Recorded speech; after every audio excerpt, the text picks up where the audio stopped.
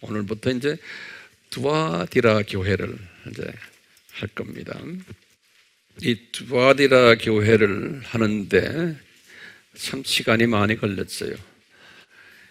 지난 한 두 달 더 되네요. 그 아시아의 7교회를 우리가 공부하면서 처음에 에베소 교회를 공부했죠. 그리고는 서머나 교회를 공부하고 또 버가모 교회를 공부했어요. 이제 네 번째 교회, 이 두아디라 교회를 하기 전에 제가 아시아 7교회와 연관되는 많은 메시지들을 전했어요.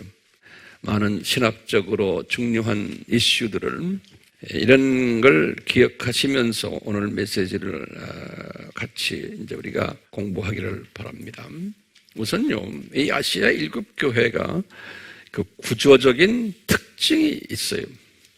우리가 예전에도 공부했지만 다시 한번 간단하게 리뷰를 해요. 구조적인 특징이 첫 번째가 뭐냐면 항상 예수님께서 요한에게 자신의 정체성을 꼭 말씀하세요. 나는 어떤 분이다. 이 편지 7에서 꼭 시작을 그것부터 시작을 하세요.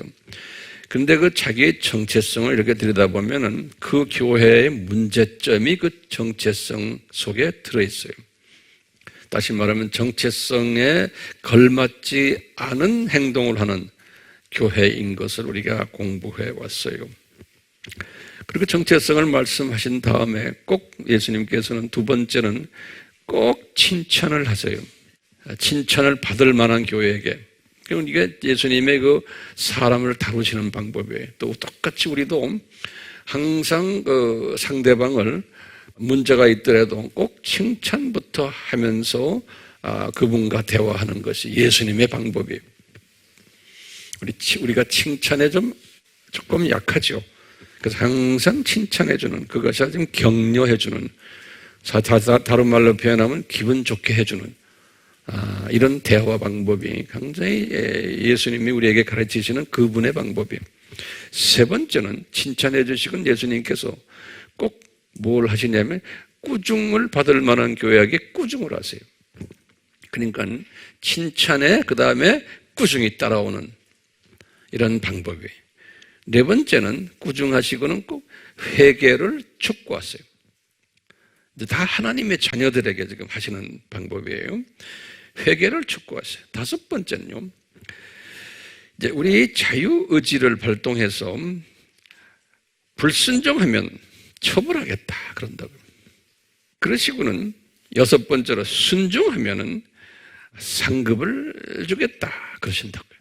그럼 이기는 자는, 이런 말을 영어로는 overcome, 극복하는 자는, 이기는 자는 여차여차 내가 너에게 좋은 것 주겠다 이런 말씀하시요.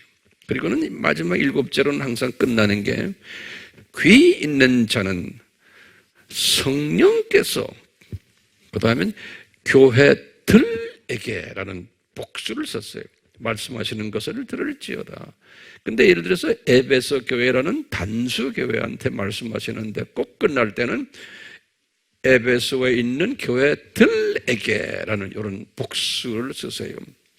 이 말은 뭐냐면 에베소서라는 그 교회 한 교회만을 상대로 하시는 게 아니고 그 도시 안에 있는 여러 교회들을, 그 당시에는 가정교회들이죠. 이렇게 이제 말씀하셨어요.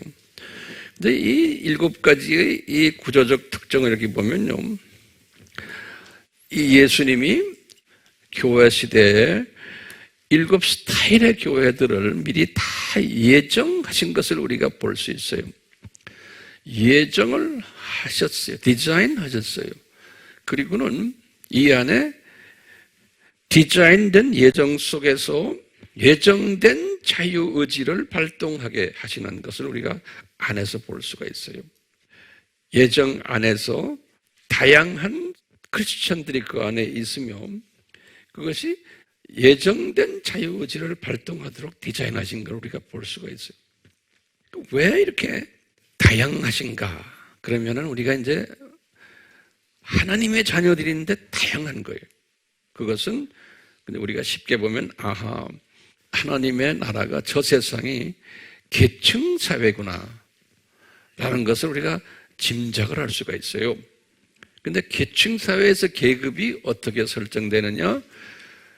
예정 안에서 나의 자유의지를 어떻게 발동하느냐에 거기에 따라서 결정이 되는 거예요. 그러니까 이렇게 우리가 좀 자세히 들여다보면 이 자유의지를 발동하는 순종하는 자 또는 불순종하는 자 이런 걸 보면 이것도 디자인이 된 것 같아요. 깊이 우리가 들여다보면요. 근데 보면요. 이 지금 7가지의 그 구조적 특징 안에서 보면요. 또 세분화가 되어 있어요. 어떻게 세분화가 되어 있냐면요. 칭찬과 꾸중만 받은 교회가 있어요. 이 2가지를 동시에 받는, 칭찬받고 또 꾸중받은 교회.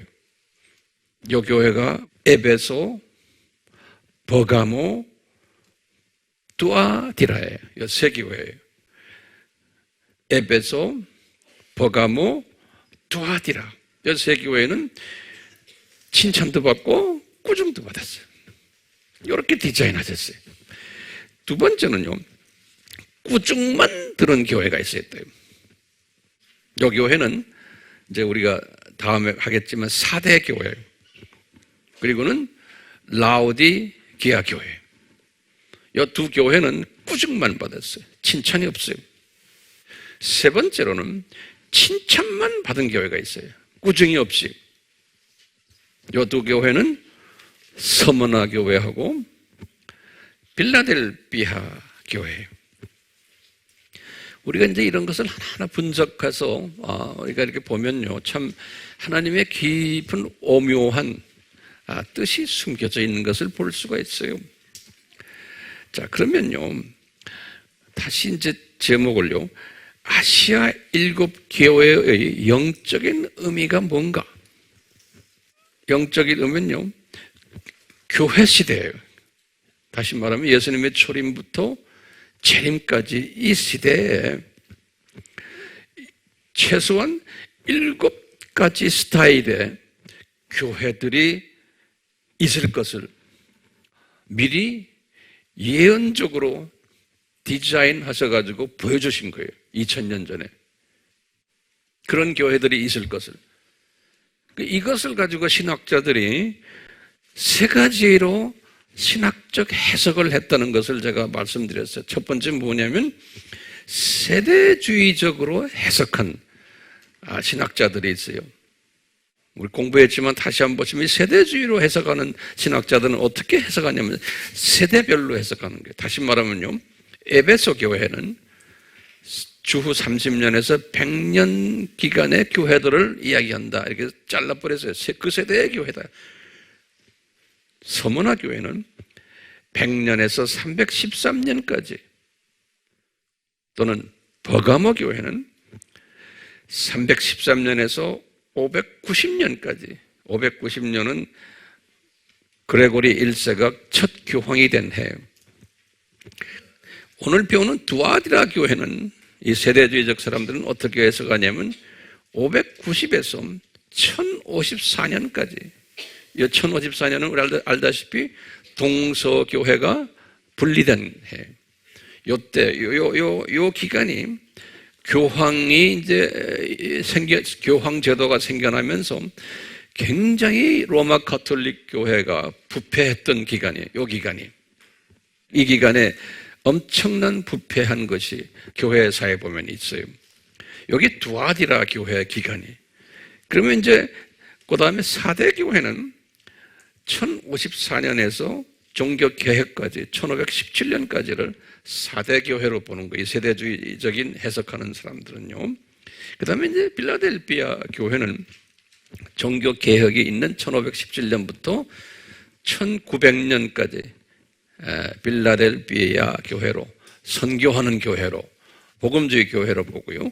그리고는 이제 7번째 라오디게아 교회는 1900년부터 이제 근대 교회, 다시 말하면 근대에 신신하게 들어와가지고 뜨겁지도 않고 차지도 않는 그러한 교회로 봐서 1900년부터 예수님의 재림까지를 라오디게아 교회로 이제 보는 이런 해석이 세대주의적 해석이다. 우리 공부했죠? 다시 이렇게 복습하니까 좋죠? 예. 우리는 무슨 동물이라고 그랬어요? 잊어버리는 동물이에요. 그러니까 여러분들 가르칠 때도 반복하고 해줘야 돼요. 그런데 두 번째 해석 방법은 비세대주의적 방법이에요. 이 비세대주의적 방법은 뭐였어요? 어느 세대나, 세대를 자르는 게 아니고 어느 세대나 또는 어느 나라나 이런 7가지의 교회들이 항상 존재해 오고 있다고 보는 거예요. 어느 시대나 어느 나라나 이런 7가지의 스타일의 교회들이 항상 존재해 오고 있다라고 보는 해석 방법이에요. 저는 이 해석 방법을 선호한다고 말했죠. 네, 그런데요, 제가 요새 와서 이제 또 고민이 생긴 게 융합적, 세 번째는 해석 방법을 제가 따르는 쪽으로 지금 가고 있어요. 이 말은 뭐냐면 세대주의적 해석과 비세대주의적 해석을 융합을 해가지고 보는 사고방식이에요. 왜냐하면요, 하나님이 세대주의적 방법으로 사용하는 하나님의 종들을 보면 다 하나님이 사랑하는 사람들입니다. 또 이 비세대주의적 사람들을 보면 또 하나님이 다 사랑하는 사람들이 엄청난 영성들을 가진 분들이 많아요. 근데 어떻게 하나님이 이 사람들을 한쪽만 보게끔 하셨나? 여기에 대한 고민이 있는 거예요. 예. 그래서 서로가 다퉈요. 이것 때문에. 예. 근데 가만히 보니까 예수님의 입장에서 딱 보니까 너희들 나 사랑한다. 너희들이 지금 한쪽 눈만 떴으니까 이렇게만 보이잖아. 두 눈 다 떠봐라. 그러면 니네들 그 합하면 기가 막힌 이제 종합 작품이 나온다. 이런 생각이 딱 저에게 떠오르는 거예요. 그래서 저는 어떤 방법을 쓴다고요? 이 두 개를 잘 융합하는 융합적 방법을. 우리 아미 식구들도 눈을 그렇게 융합적 방법으로 보세요. 그러면 우리가 지금 오늘 공부하는 두아디라 교회를 딱 보면은 이 두아디라 교회를 우리가 어떻게 봐야 돼요? 아하, 세대주의적으로 보면 어떻게 봐요? 두아디라가 어떻게 됐어요? 교황이 임명되고는 그 다음에 동서교회가 분리된 1054년 이 기간의 교회로 보는 거예요. 세대주의적으로 보면. 그러니까 아주 부패한 교회 지도자들이 부패한 시기에 이런 시각으로도 이제 우리가 두아디라 교회를 이제 앞으로 지금 오늘 공부할 거예요. 굉장히 깊은 걸 공부할 거예요, 오늘이요.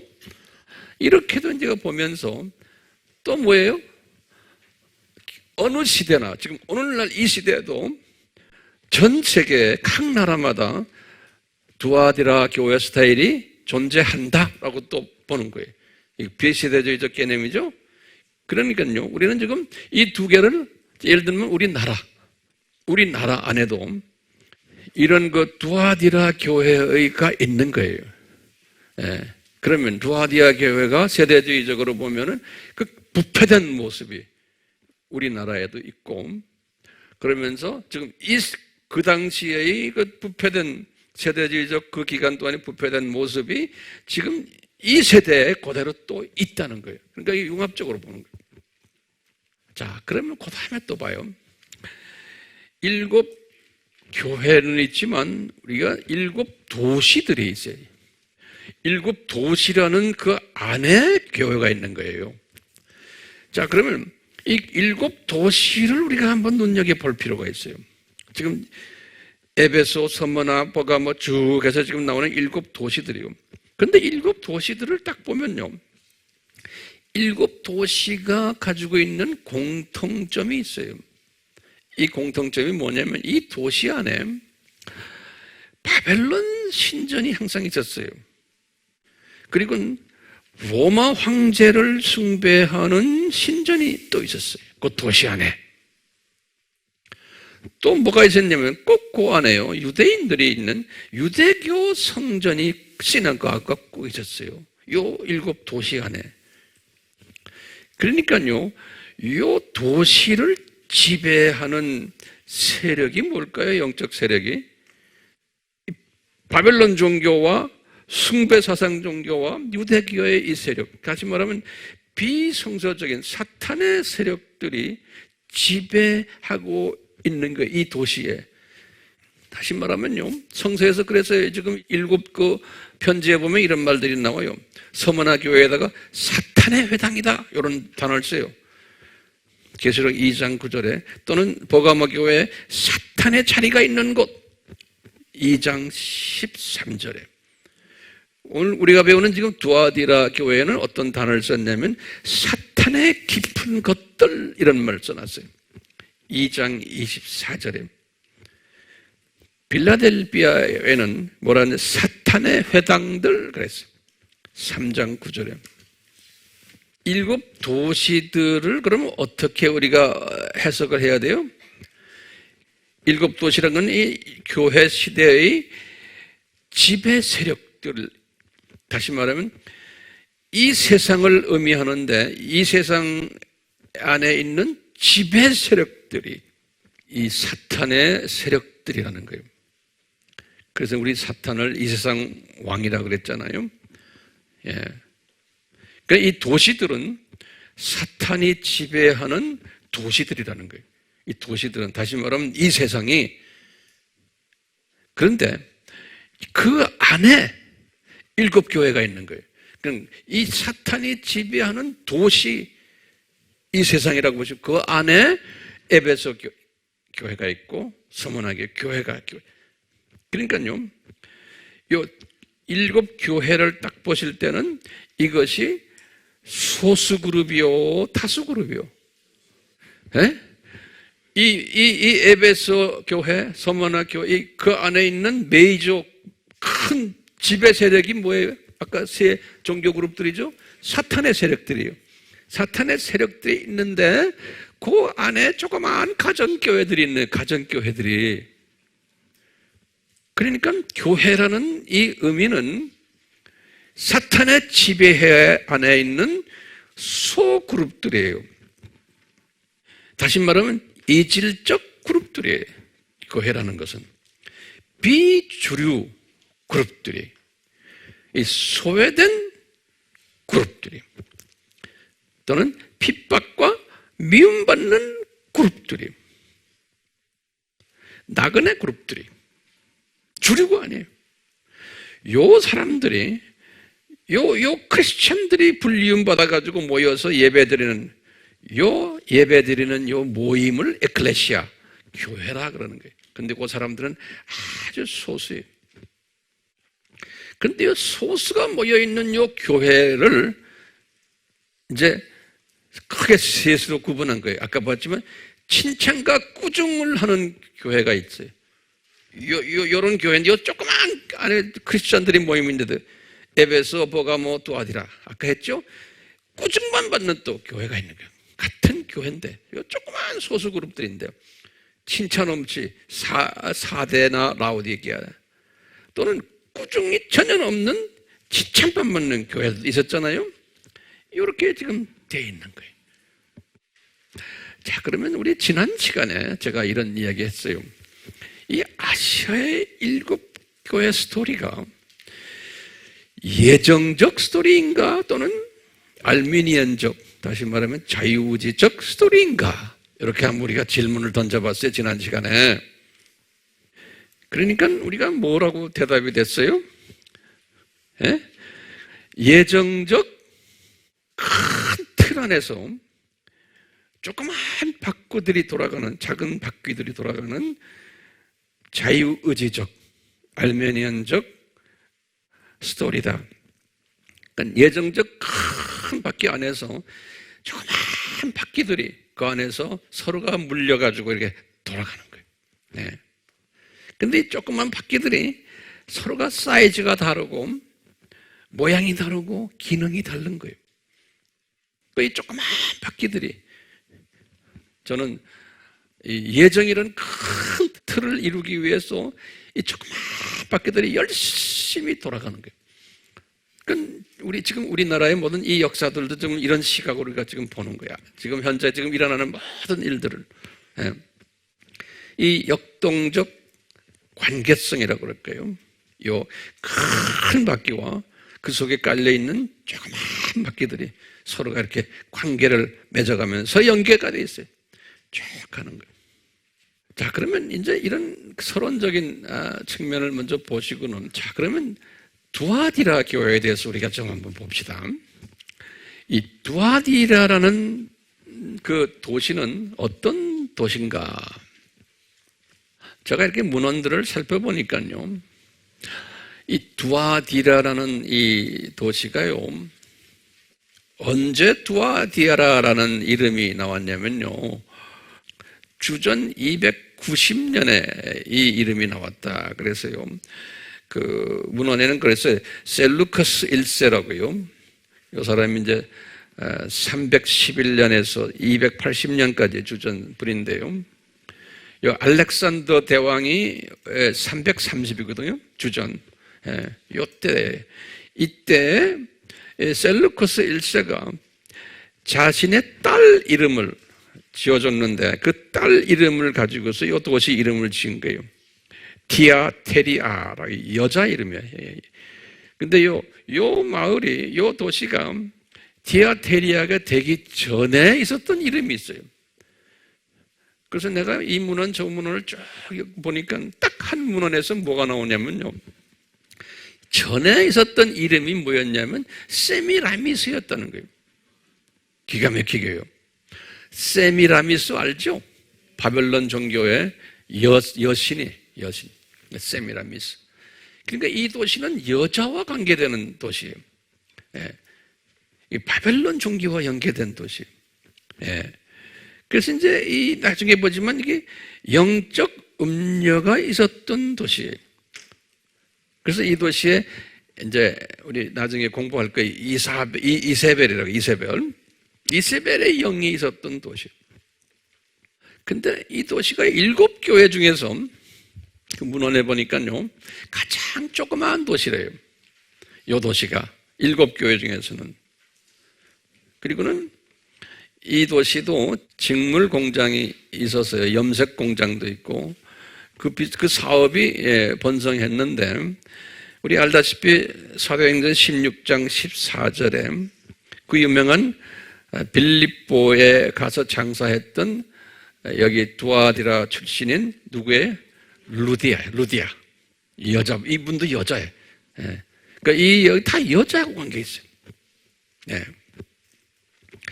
그리고는 7교회를 쭉 이렇게 보면요, 이 두아디라 교회가, 오늘 지금 우리가 공부하는 두아디라 교회가 가장 절수가 많아요. 가장 긴 편지예요.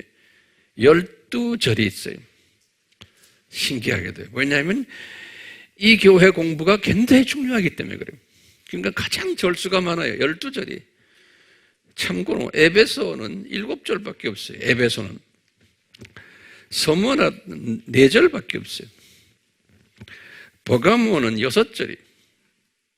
사대는 6절이. 빌라델비아는 7절. 라오디게아 교회는 9절이. 그런데 이 지금 두아디라 교회는 몇 절이라고요? 12절이. 가장 길어요. 성서는 보면요, 하나하나가 다 짚고 넘어가야 되는 거예요. 절수까지도 하나님의 말씀이기 때문에. 이 두아디라 교회가요, 특징이 있어요. 오늘 제가 설교는 이 특징을 설명해 드리려고 해요. 10가지 특징이 있어요. 그 10가지 특징을 제가 쭉 하나하나 이제 간단하게 설명해 드리려고 해요. 첫 번째 특징이 뭐냐면요, 첫 번째 특징이 알다시피 예수님의 정체성입니다. 예수님의 정체성을요, 예수님이 뭐라고 그러냐면, 이 불꽃 같은 눈을 가진, 또는 빛나는 놋 같은 발을 가진 하나님의 아들인 내가 그랬어요. 그러면 하나님의 아들인 내가, 이 말은 뭐냐면, 우리 기독론에서 공부했죠? 휴이오스, 하나님의 아들인 내가 하는 건요, 굉장히 중요한 그 의미가 거기에 숨겨져 있어요. 그러니까 예수님이 내가 하나님의 아들이라는 거예요. 또 휴이오스란 우리 아들을 대문자로 썼을 때는 뭐라고 그랬어요? 하나님 영어로는 그랬어요. The Son of God 그런 거예요. God은 어떤 의미예요? 엘로힘이에요. 삼위 하나님의 God 하는 건요. 엘로힘. 삼위 하나님과 휴유절한 것은 동위, 동격, 동질, 동양. 그러니까 하나님이시라는 것. 하나님과 같은 레벨의, 다시 말하면 성부와 성령님과 성자님은 동양, 동급, 동위 같은 분이시라는 거예요. 한 하나님이시면서 위가 세 분, 삼위이지만 같은 파워를 가지고 같은 포지션을 가지신, 우리 공부했잖아요. 이런 분이라는 의미에서 예수님이 지금 말하기 I am the Son of God, 그러니까 하나님의 아들이다라는 뜻이에요. 그런 이 말은 뭐냐면 이 두아디라 교회가 이 부분이 변질됐다는 거예요. 우리가 그런 모습을 볼 거예요. 그러니까 예수님에 대한 정체성이 약간 변질됐다는 거예요. 이런 교회들이 교회 시대에 상당히 많을 것을 다 예정적으로 보여주시는 거예요. 예정적으로. 그래서 내가 예정론과 자유의지론을 지난 시간에, 지지난 시간에 계속해서 설명한 거예요. 이 부분을 먼저 우리가 깨달아야 돼요. 그러니까 첫째 특징은 예수님이 하나님의 아들이시다라는 거예요. 다시 말하면 삼위 하나님 중에 한 분이시고 성부와 성령님과 같은 수준의 같은 위치에 있는 하나님이시다라는 거예요. 이 말은 뭐냐면 아하, 이 교회가 이 문제가 있구나. 있기 때문에 예수님께서 내가 하나님의 아들이라는 거예요. 그런데 예수님이 내 눈은 불꽃 같고, 그러면 심판하시는 하나님이 예수님이 이것을 불꽃 같은 눈으로 내가 너희 교회를 보고 있다는 거예요. 이 문제를 너희들이 잘못 알고 있는 교인들아, 이 말이에요. 빛나는 놋 같은 발이라고 그랬어요. 이건 다 심판하시는 거예요. 발로 그냥 꽉 짓밟아버립니다. 이렇게 믿지 않는 분들은 이런 의미가 숨겨져 있어요. 두 번째 특징은요, 칭찬과 꾸중을 함께 받은 교회. 이 교회가 칭찬과 꾸중을. 그러면요, 무슨 칭찬을 받으셨나? 이 교회가 2장 19절에 보면요, 뭐라 그랬냐면 내가 내 행위와 사랑과 봉사와 믿음과 내 인내와 내 행위를 아노니, 불꽃 같은 눈으로 보고 계시더니 아노니, 그 다음에 말이 중요한 말이 있어요. 나중 행위가 처음 행위보다 많도다 그랬어요. 많도다라는, 나중 행위가 처음 행위보다 많도다. 이거 해석이 굉장히 힘든 부분이에요. 나중 행위는 뭐고 처음 행위는 뭔가? 이 말은 무슨 말이냐면 이 교회는, 교회가 시작할 때는 아주 소박하게 시작을 했어요. 적은 교인 가지고 낮은 겸손한 마음으로, 순수한 마음으로 시작을 했는데 이 교회가 급속도로 성장해서 나중 행위가 더 많다는 거예요. 다시 말하면 교인들이 많아졌다는 거예요. 교회가 성장되었다라고 우리가 해석을 할 수 있어요. 그건 이 교회가 괜찮은 교회로, 숫자가 많아진 교회로, 소위 성공한 교회로 성장된 모습으로 우리가 해석을 해요. 근데 이 교회를 딱 보면요, 우리가 에베소 교회하고 딱 반대예요. 에베소 교회는 어떤 교회였어요? 뭐가 문제 있었어요? 이 교회는 처음 시작이 괜찮았어요. 전통이 있고 역사가 있고 교단이 있고 교리가 있고 신학적 자랑을 하고, 그래서 이분들은 첫 행위는 굉장히 컸는데 가면서 뭐가 있었냐? 첫사랑을 잊어버린 교회예요. 그러니까 가면서 적어진 교회예요. 이 교회는, 이 에베소 교회와 이 교회는 반대적인 의미를 가진 교회예요. 그런 부분에서 칭찬한 거예요. 교회 성장을 했다. 나중 행위가 더 커졌다. 칭찬했는데 세 번째 특징은요, 꾸중을 하는 거예요. 이런 성장한 교회를 놓고 이제 20절과 21절에 2장 꾸중을 해요. 꾸중이 뭐냐면요, 20절에 그랬어요.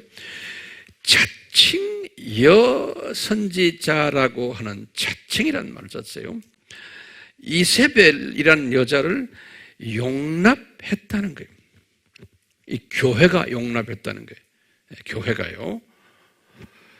그녀가 내 종들을, 내 예수님의 종들이에요. 그 교회 안에는 예수님의 종들이 있는데 내 종들을 가르쳤다는 거예요. 그러니까 이 여자분이 티칭을 잘하는 모양이에요. 가르치고 거기에서 끝난 게 아니고 유혹을 하여 행음하게 하고, 영적 행음이에요. 그 다음에 우상에게 바친 제물을 먹게 했기 때문이다, 이렇게 말했어요. 여기다 현재형으로 되어 있어요. 다시 말하면 과거 2000년 동안 항상 현재형으로 되어 있는 거예요. 그런 교회들.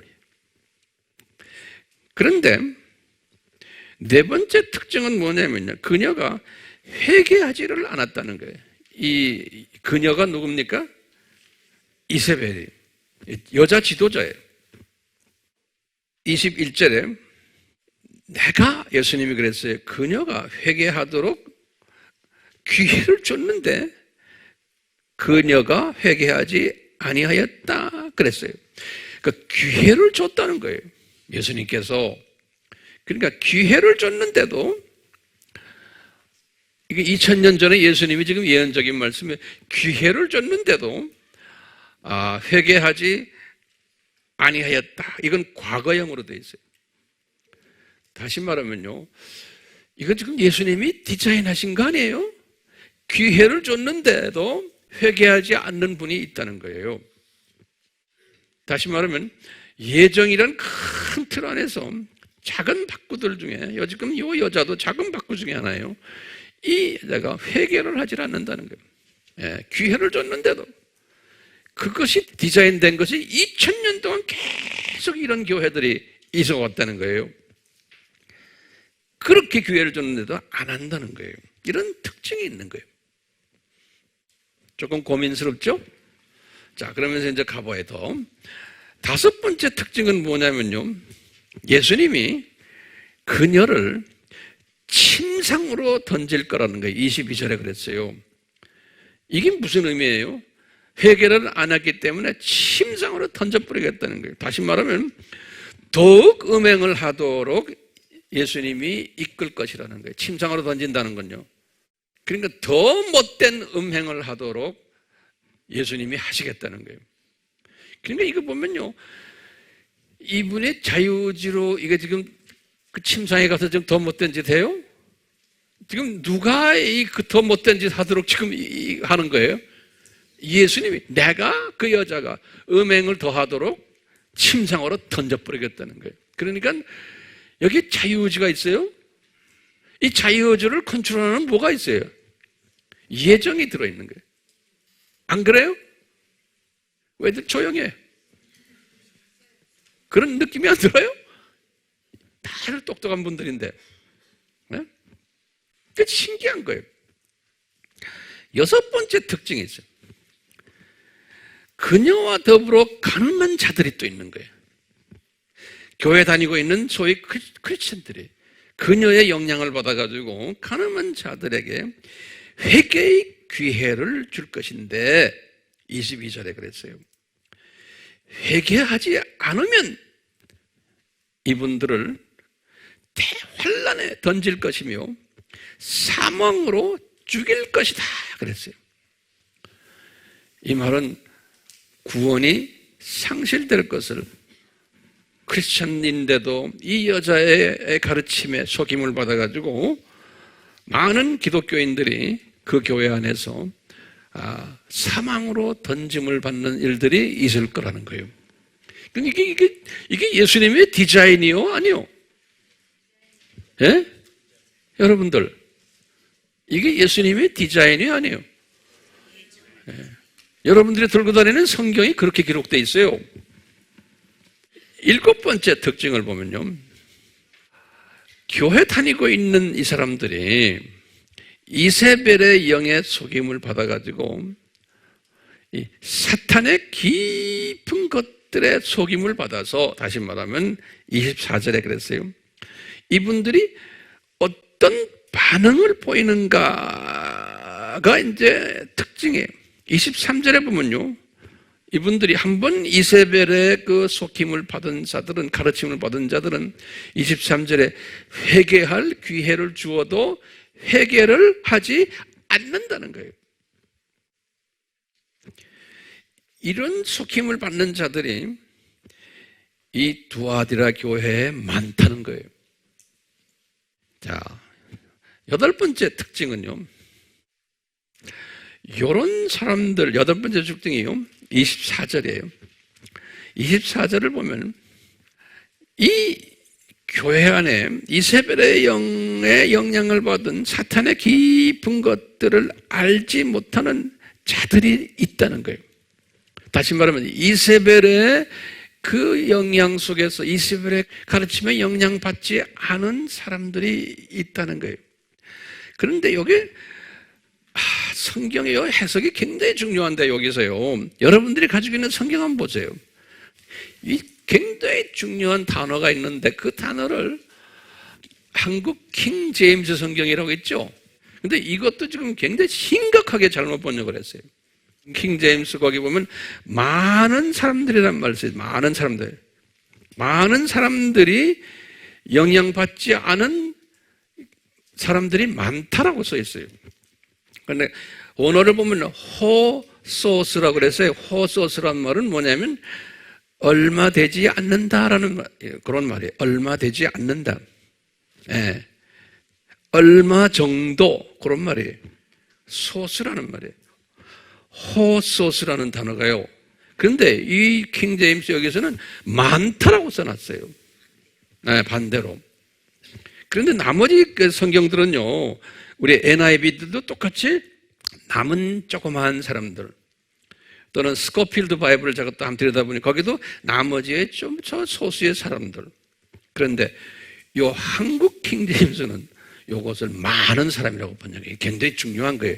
이 말은 내가 왜 이렇게 중요하다 그러냐면요, 지금 이 두아디라 교회 안에 이세벨의 가르침에 영향을 안 받는 사람들이 소수가 있다는 거예요.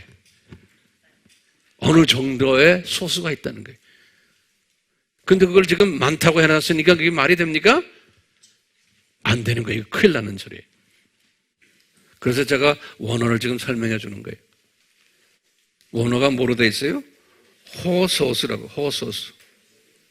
자, 왜냐면요, 이 두아디라 교회는 지금 교인이 많은 숫자예요.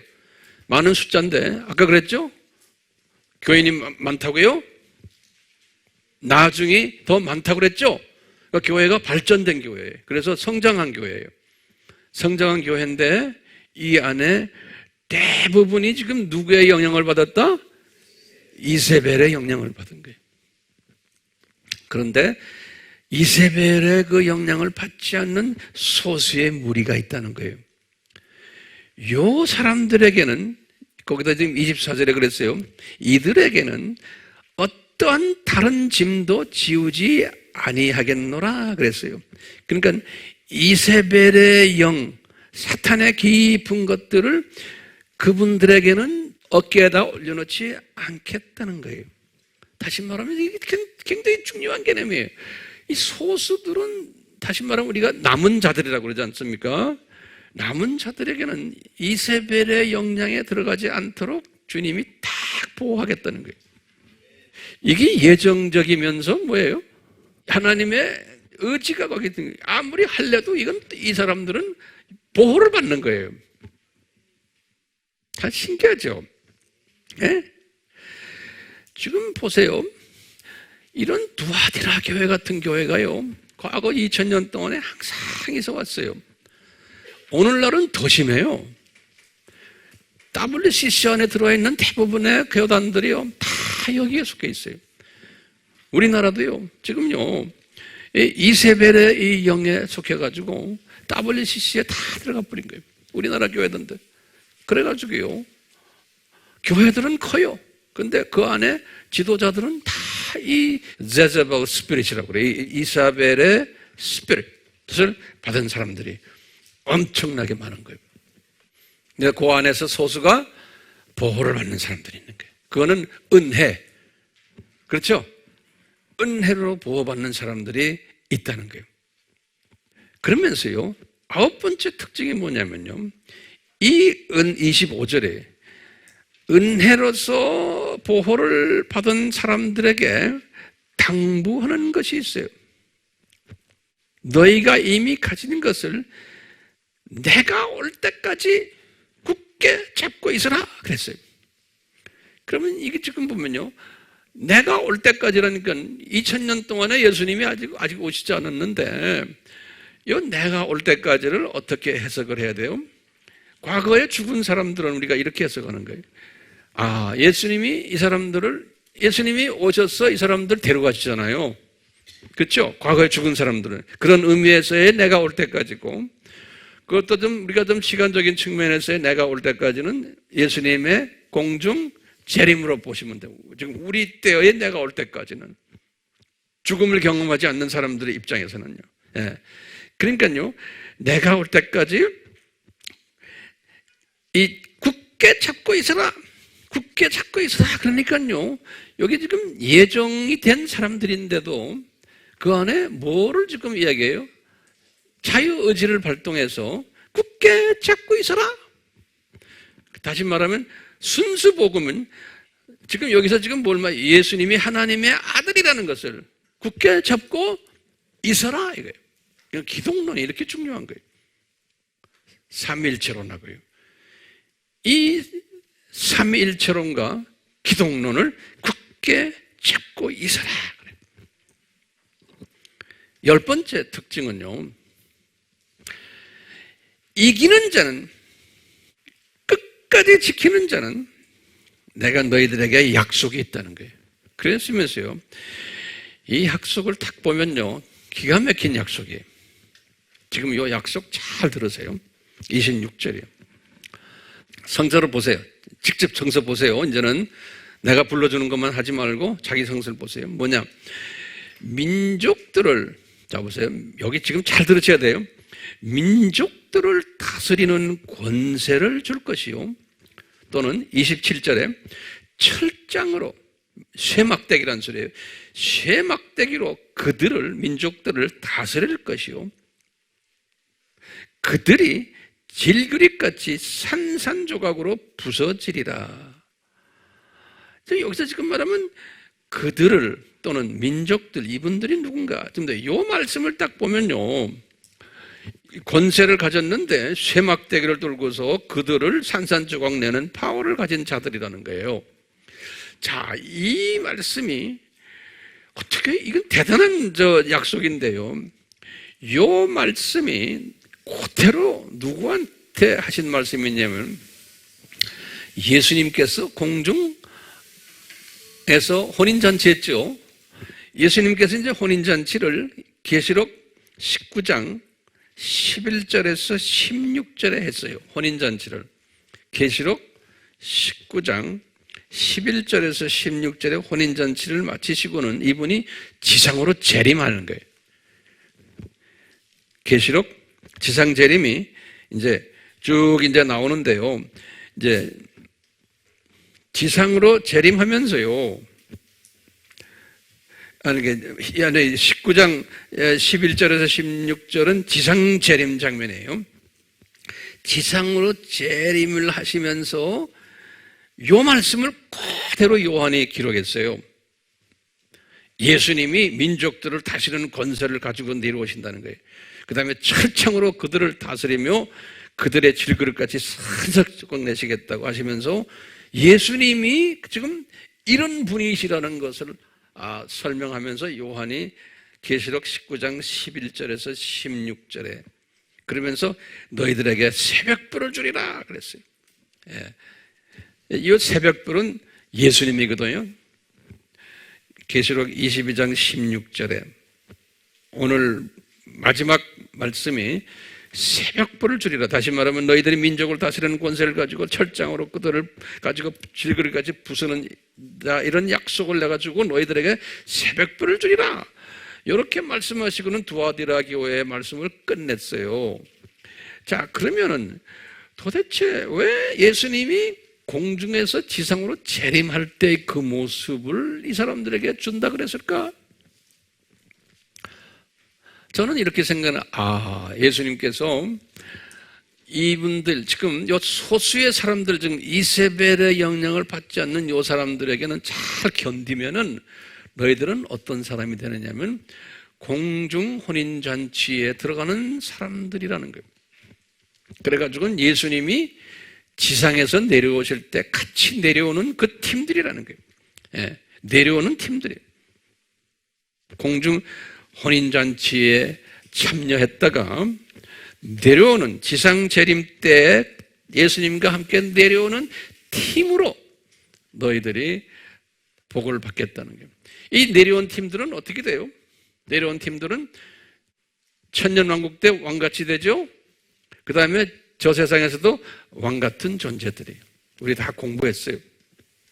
그러니까 이 두아디라 교회가 대부분의 교인들은 구원을 잊어버린 사람들이에요. 누구 때문에요? 이세벨의 가르침 때문에. 그런데 거기에 소수가 은혜로 그 안에 남겨져 있다는 거예요.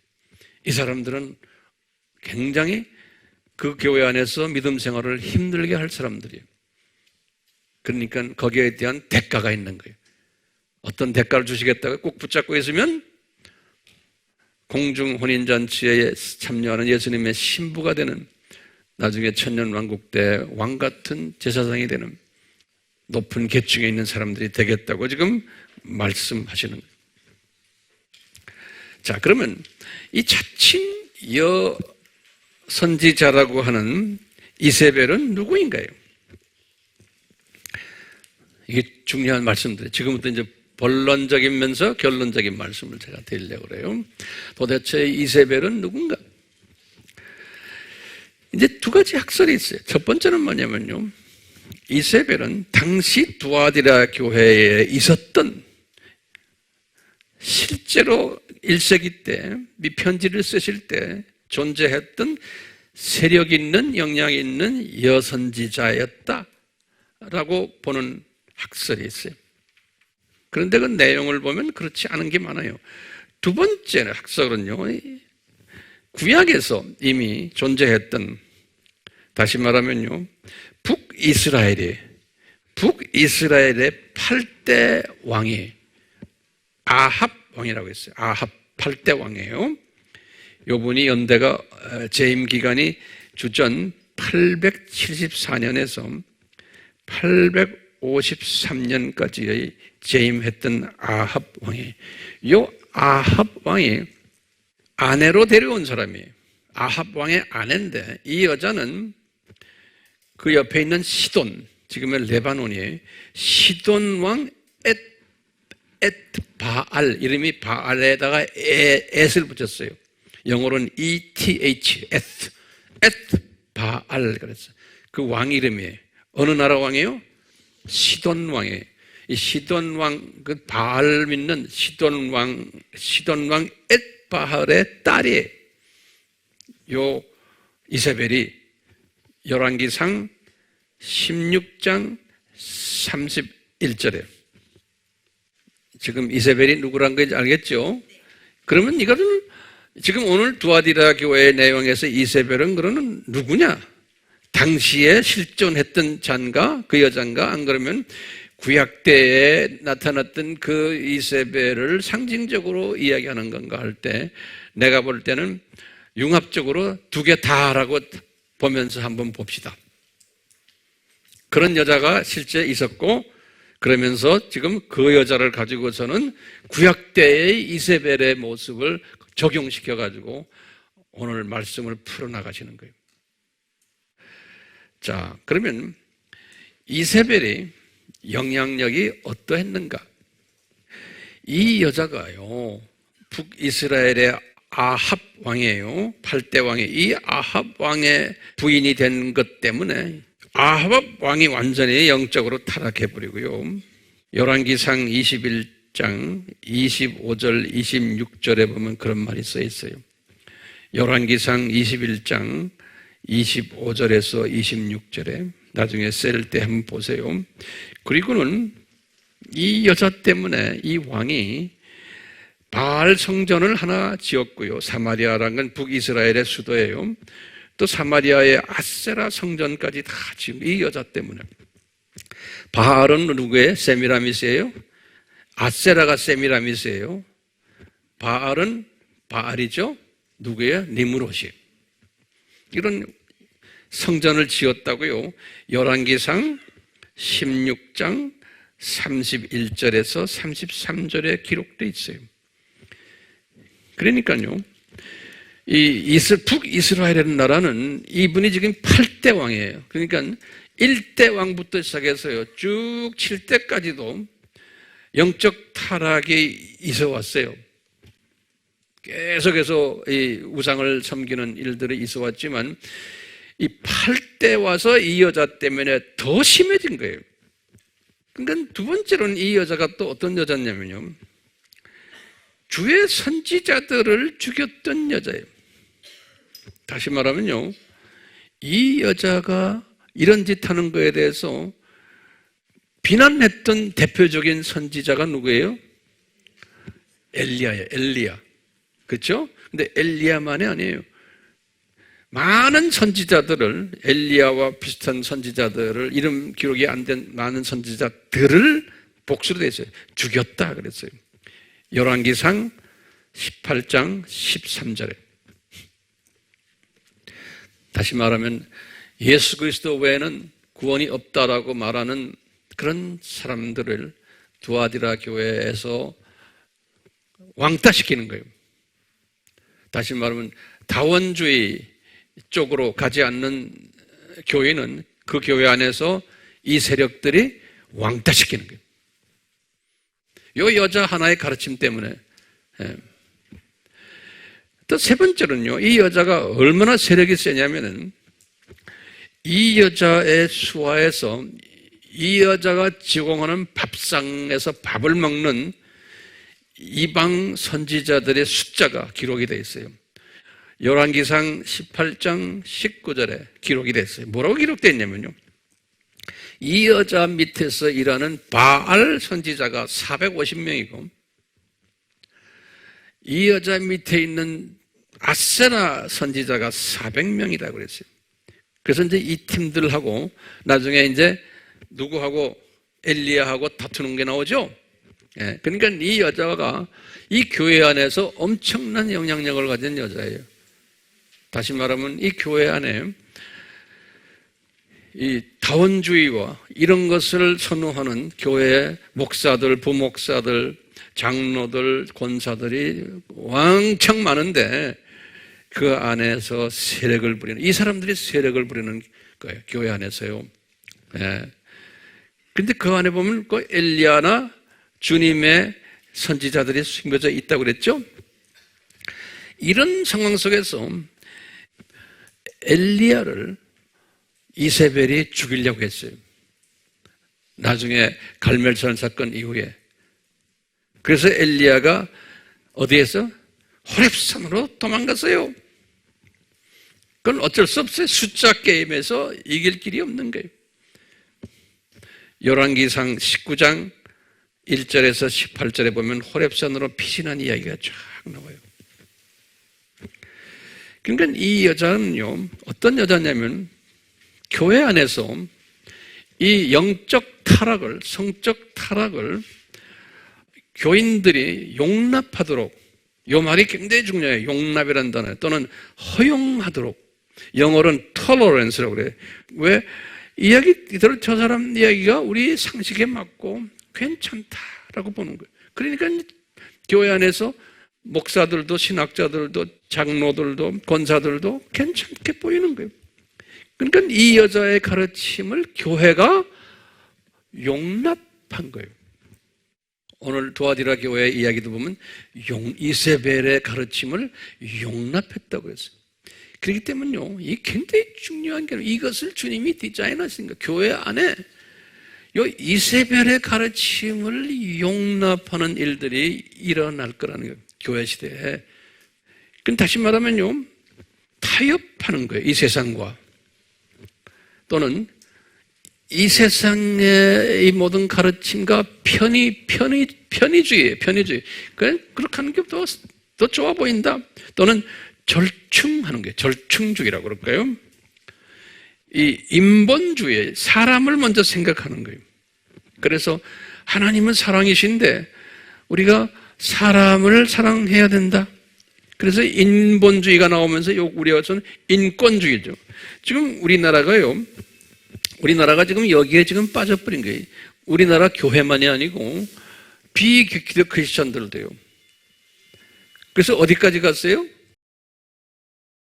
교회가 먼저 나왔죠. 동성애 사랑하자는 게 다 그런 거예요. 다 이런 이세벨 스피릿에서 나온 거예요. 타협하는 거예요. 용납하는 거예요. 종교 다원주의도 다 여기에 스피릿이에요. 이세벨의 스피릿. 다 용납해 주는 거예요. 그러면서 무슨 주의가 있냐면, 이게 소위 말하면 포스트 모더니즘, 다시 말하면 이게 뭐냐면요, 절대 사상을 없애버리고 상대적 사상으로 만드는 거예요. 이 절대 사상이라는 건 뭐냐면, 진리가 있으면 그 진리와 타협을 하지 않는, 진리는 진리야. 그런데 진리를 상대화시켜버리는 거예요. 그럴 수도 있고, 이렇게 보면 이게 진리고, 이렇게 보면 아닐 수도 있고, 이렇게 보면 그렇게 상대적으로 보는 거예요. 그래서 예수 그리스도를 보는 것도 상대화시켜버리는 거예요. 타 종교도 그런 예수가 있다라고 보는 거예요. 그래서 여기 이제 우리가 쓰는 절대 사상, 영어로는 절대 사상을 뭐라고 그래요? absolutism 그래요. absolutism. 이 상대 사상을 뭐라고 해요? 영어로는 relativism. relativism. 이것이 지금 우리나라도 전 세계가 지금 만연돼 있어요. 자, 이세벨의 그 용납주의 사상 때문에 아합 왕도 아주 그냥 형편없는 왕이 되어버리고, 그 아합 때문에, 아합이 8대라고 그랬잖아요. 9대 왕이 누구였냐면 아합의 아들이에요. 이세벨과 사이에서 나온 아들이에요. 아하시아예요. 이 왕도 형편없이 되어버렸어요. 10대 왕도 똑같이 아합과 이세벨의 아들이에요. 요람이라고 해요. 이 양반도 형편없이 되어버렸어요. 10대도요. 11대 왕이 예후라는 왕이 있어요. 이 왕은 이 이세벨을 죽여버렸어요. 그래서 괜찮은 왕이라고 우리가 공부했죠? 예? 100% 괜찮지 않지만 50% 우리 그런 이야기 했죠? 왜냐하면 이 이세벨을 죽였기 때문에 그래요. 그런데 이세벨을 죽이는 것도 그냥 죽인 게 아니에요. 엘리야가 예언을 했어요. 이세벨이 죽을 거라는 걸. 그래서 그 시체가 밥이 될 것이다. 들에서 열왕기 하 9장 30절에서 37절. 그때 예후가 끝난 다음에 12대부터 또 망나니 노릇해가지고 20대 호세아 왕 때 아수르 샬만 에세르라는 왕한테 722년에 북이스라엘이 망해버린 거예요. 그러니까 이 북이스라엘은 누구의 스피릿이 강했어요? 요 이세벨의 스피릿이. 이 이세벨의 스피릿을 성서에서는 또 요한에게 말하기를 적 그리스도의 스피릿이다. 안티 크리스토스. 적 그리스도의 스피릿이다. 우리 안티란 말 다 배웠죠? 안티는 몇 가지가 있다고 그랬어요? 4가지. 처음엔 뭐예요? against. 또는 대항하는, 그러면 against. 두 번째는 뭐예요? opposition. 반대 자리에 있는. 세 번째는 뭐예요? 대신하는, in place of, substitute, 이런 대신하는. 네 번째는 거짓, false, 거짓 선지자. 이런 의미가 헬라말로 안티라는 의미예요. 그러니까 이 이세벨의 스피릿이 말이죠, 교회 시대에는 1세기부터 존재해 왔었어요. 1세기부터. 거기서 이제 발전된 거예요. 첫째 이제 보면 우리 다 공부했지만요. 1세기 때는 에비오니즘이에요. 예수님이 신이 아니시다. 사람이다라는 거예요.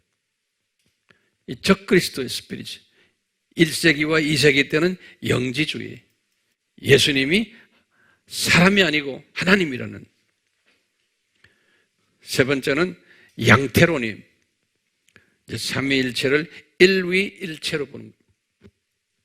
네 번째는 3, 4세기 때, 양태론은 2, 3세기 때 아리아니즘이죠. 예수님이 사람이다. 하나님이 아니고. 이런 모든 쪼가리 복음들이 다 예수님의 정체성의 문제를 하나님이 다 허락하신 거예요. 이런 것을 다 허락하시기 때문에 451년에 칼케톤 회의가 있었죠. 이러면서 이제 이것을 정돈시킨 거예요. 칼케톤 회의 때 뭐 했어요? 삼위일체, 기독교 하나님은 삼위일체다. 그리고는 성령론도 다 확인하고 확립하고 그 다음에 예수님 100% 하나님이시다. 또 100% 사람이시다. 이런 걸 다 확인한 것이 451년에 칼케톤 공의회. 이거 우리 꼭 알아두셔야 돼요. 우리가 공부 많이 했어요. 그러면서 또 이세벨의 스피릿이 들어간 게 칼케톤 공의회에서 뭐예요? 마리아 학설이에요. 성인 숭배주의. 그래가지고는 칼케톤 회의 451년부터 종교회의가 있는 종교개혁이 있는 1517년 약 한 1000년 동안 이 마리아 숭배 사상, 성인 숭배 사상, 연옥 사상 이런 것들이 쫙 들어왔어요. 그리고는 종교개혁이 있은 후부터 서서히 또 이 이세벨 사상들이 개신교 안에 또 들어오기 시작합니다. 그래갖고 이제는 진보 사상이 들어오다가 나중에는 어떻게 됐어요? 종교다원주의까지 이렇게 들어오게 된 거예요. 자, 종교다원주의가 들어오면서 이제 보면은 요한에게 계시록에서 이제 우리가 나중에 공부하겠지만 계시록 13장에 보면은 두 짐승이 나오는 거예요. 지금 이제 이 두 짐승은 우리 살고 있는 이때 지금 이미 다 지금 우리 눈에 보이는 것인데요. 이제 그때가 되면 제가 아주 자세히 설명할 때가 올 거예요. 두 짐승이 나오는데 하나는 정치, 문화, 경제, 사회적 적그리스도고 두 번째 짐승은 종교적 적그리스도예요. 이 종교적 적그리스도와 이 정치적, 문화적 이 적그리스도가 합해가지고 큰 성 바벨론이다 그랬어요. 이 큰 성 바벨론을 요한이 큰 음녀다 그랬어요. 그러니까 이 이세벨 사상이 발전돼가지고 나중에 예수님의 이 재림 직전에 이것이 이 세상을 점령할 것을 미리 다 예언하시고 디자인하신 거예요. 이것을 우리가 두아디라 교회를 보면서 알 수가 있는 거예요. 그건 지금 이 교회 시대라는 것이 이 두아디라 교회에서 우리 보듯이 이런 음녀들이 날치고 특히 예수님의 재림 전에는 이 음녀가 WCC 지금 WEA도 지금 많이 영향을 받고 있어요. 네, WEA까지도. 그런 이런 음녀 사상이 예수님의 재림 전에 있을 터인데 이런 것을 왜 디자인하셨나요? 그러면 우리가 뭐라고 대답해요? 이걸 우리가 알아야 돼요. 이 세상은 창조 목적 학교다. 그러니까 이 세상은 창조 목적을 가리키기 위해서 하나님의 정체성을 가리키기 위해서 하나님의 예정된 자녀들을 이 세상에 학생으로 던져놓은 그 곳이 이 세상인 거예요. 그렇기 때문에 학생들은 이 하나님의 이 정체성을 공부해야 돼요. 공부를 하려면은 뭘 해야 돼요?